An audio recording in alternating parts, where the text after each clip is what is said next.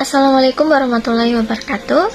Perkenalkan, nama saya Intan Qurratul Aini, mahasiswa program studi ilmu hukum semester 7 Universitas Selamat Sri Kendal dengan NIM 501220031. Pada kesempatan kali ini, saya akan mempresentasikan video dan memaparkan materi mengenai riwayat hukum ketenagakerjaan.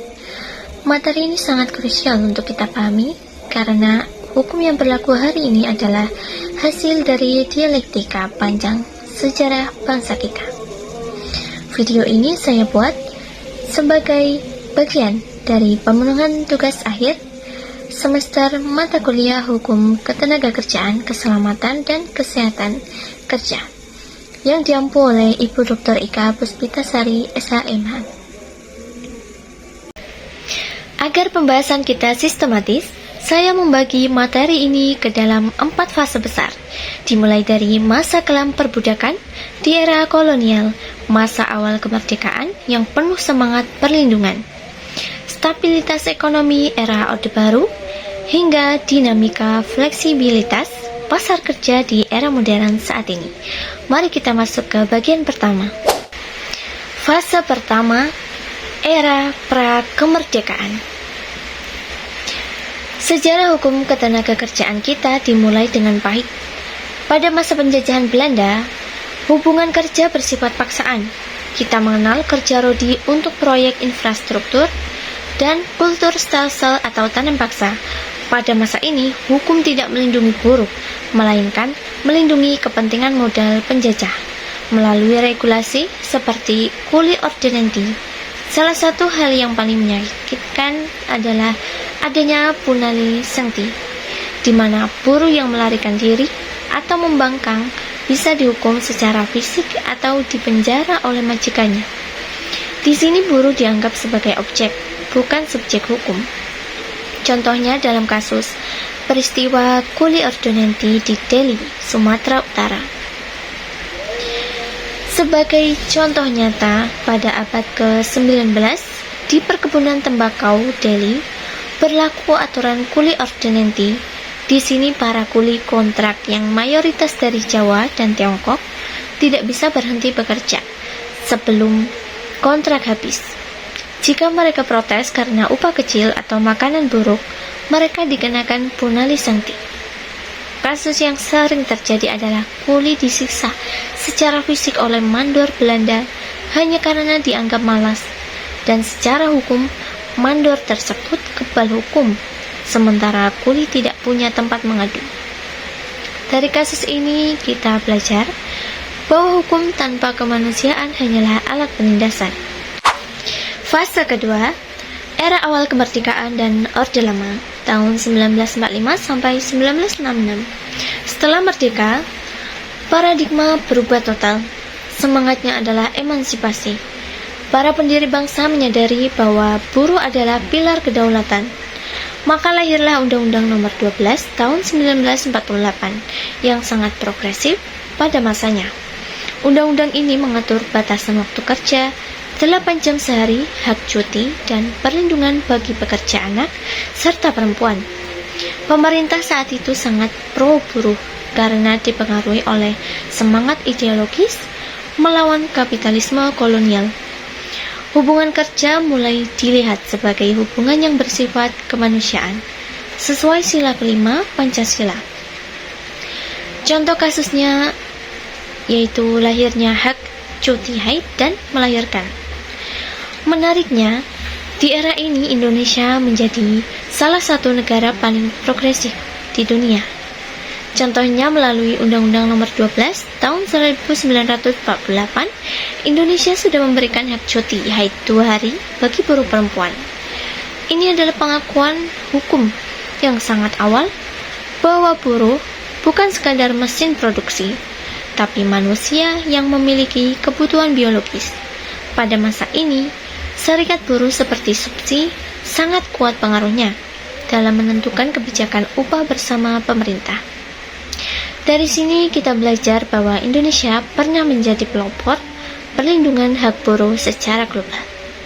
Kita belajar bahwa negara memiliki peran vital untuk mengintervensi hubungan kerja demi melindungi kelompok yang lebih lemah. Dalam hal ini, pekerja perempuan guna mencapai keadilan sosial yang hakiki. Kita lanjut ke fase 3, yaitu era Orde Baru. Memasuki Orde Baru, fokus bergeser ke pembangunan ekonomi dan stabilitas nasional.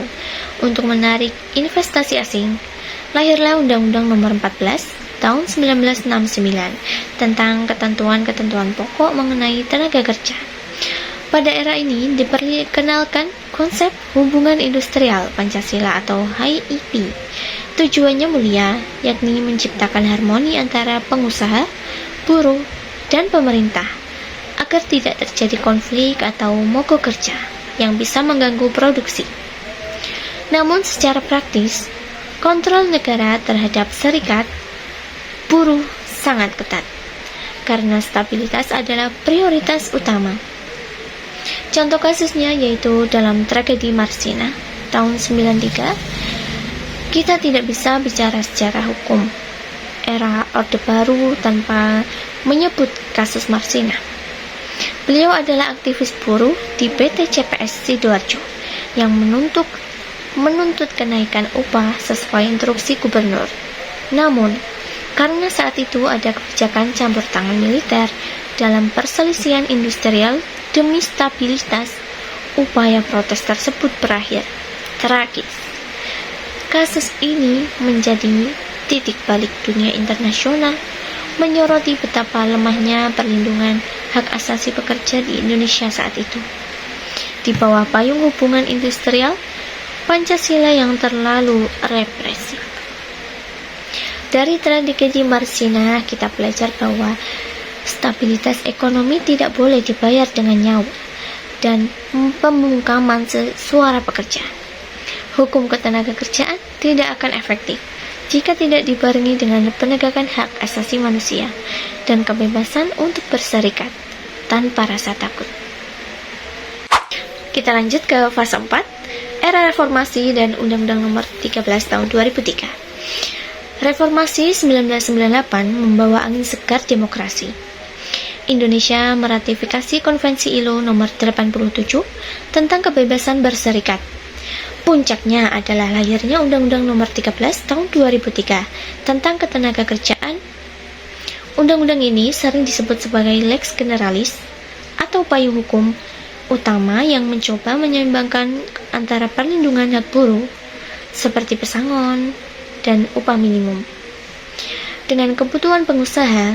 Undang-undang ini bertahan hampir 2 dekade sebagai acuan utama ketenagakerjaan di Indonesia. Contoh kasusnya yaitu lahirnya jaminan sosial seperti BPJS. Setelah Undang-Undang Nomor 13 Tahun 2003 lahir, sebagai implementasi perlindungan buruh, muncul Undang-Undang SJSN dan Undang-Undang BPJS. Contoh kasusnya adalah transisi dari jam sostek ke BPJS ketenagakerjaan. Sekarang jika ada buruh yang mengalami kecelakaan kerja, perusahaan wajib mendaftarkannya ke BPJS. Hak buruh atas kesehatan dan jaminan hari tua bukan lagi sekadar janji di atas kertas, tapi sudah memiliki badan penyelenggara yang kuat. Dari transisi ini kita belajar tentang pentingnya institusi, onalisasi perlindungan. Perlindungan buruh tidak boleh hanya bergantung pada kebaikan hati pengusaha, melainkan harus dikelola oleh sistem jaminan sosial yang kuat dan diawasi oleh negara untuk memastikan keberlanjutan hidup pekerja di masa tua. Fase yang terakhir yaitu di era modern, Undang-Undang Cipta Kerja dan tantangan global. Dunia berubah sangat cepat dengan adanya globalisasi dan ekonomi digital. Pemerintah kemudian memperkenalkan Undang-Undang Cipta Kerja atau Omnibus Law. Ini adalah perubahan paling signifikan dalam riwayat hukum kita. Tujuannya adalah menciptakan lapangan kerja melalui penyederhanaan regulasi. Muncul konsep flexicurity di mana pasar kerja dibuat lebih fleksibel namun tetap dibarengi dengan jaminan sosial. seperti jaminan kehilangan pekerjaan (JKP), tentu saja ini memicu diskusi hangat di kalangan akademisi dan praktisi hukum mengenai keseimbangan perlindungan hak-hak pekerja di tengah tuntutan efisiensi. Contoh kasusnya yaitu perubahan skema pesangon dan PKWT. Di masa sekarang, contoh yang paling sering diperdebatkan dalam Undang-Undang Cipta Kerja adalah perubahan aturan PKWT. Apa itu? Pegawai kontrak yang batas waktunya diperpanjang dengan skema pesangon yang berubah dari 32 kali upah menjadi maksimal 25 kali upah. Namun sebagai kompensasi hukum, muncul program baru yaitu jaminan kehilangan pekerjaan atau JKP. Jadi, buruh yang di PHK sekarang mendapatkan uang tunai, akses informasi pasar kerja, dan pelatihan kerja dari pemerintah. Inilah dinamika hukum yang mencoba menyeimbangkan perlindungan dengan kemudahan bisnis. Dari dinamika Undang-Undang Cipta Kerja ini, kita belajar bahwa hukum ketenagakerjaan bersifat dinamis dan adaptif. Kita belajar tantangan tersulit dalam hukum adalah menemukan titik keseimbangan atau equilibrium antara kemudahan berinvestasi dengan perlindungan pekerja. Hukum harus terus dievaluasi agar fleksibilitas tidak mengorbankan kesejahteraan. Penutup dan kesimpulan. Sebagai kesimpulan, riwayat hukum ketenagakerjaan, kita bergerak dari masa penindasan menuju perlindungan mutlak, dan kini menuju keseimbangan dalam fleksibilitas global. Memahami sejarah ini penting bagi kita sebagai insan hukum agar dapat menerapkan aturan dengan tetap menjaga keadilan bagi kaum pekerja. Demikian presentasi dari saya. Mohon maaf atas segala kekurangan dan terima kasih atas perhatiannya. Wassalamualaikum warahmatullahi wabarakatuh.